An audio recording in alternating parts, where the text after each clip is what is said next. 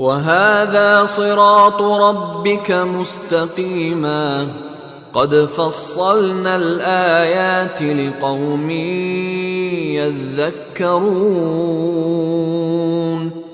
وَهَذَا، اور یہ ہے، صراط اردو میں بھی استعمال کرتے ہیں راستے کو، ربی کا، تمہارے رب کا راستہ، یہ راستہ تمہارے رب کا مستقیم کا کلمہ بھی اردو میں استعمال کرتے ہیں، سیدھا، حالانکہ یہ راستہ تمہارے رب کا سیدھا راستہ ہے۔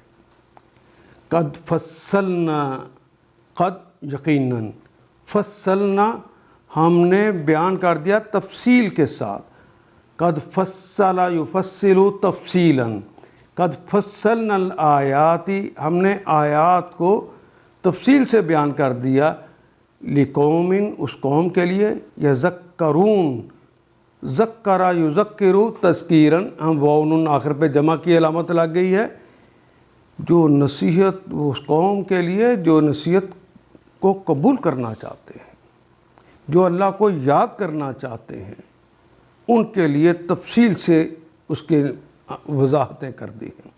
جو لوگ ایمان نہیں لاتے، حالانکہ یہ راستہ تمہارے رب کا راستہ ہے اور اس کے نشانات ان لوگوں کے لیے واضح کر دیے گئے ہیں جو نصیحت قبول کرتے ہیں۔ ان آیات کو ایک دفعہ پھر تلاوت خود کیجیے، عربی مبین پڑھتے ہوئے دیکھیے، کیا بات پوری اندر اتر رہی ہے؟ کیا یہ اردو کے سانچے میں ڈھلتی گئی ہیں عبارتیں؟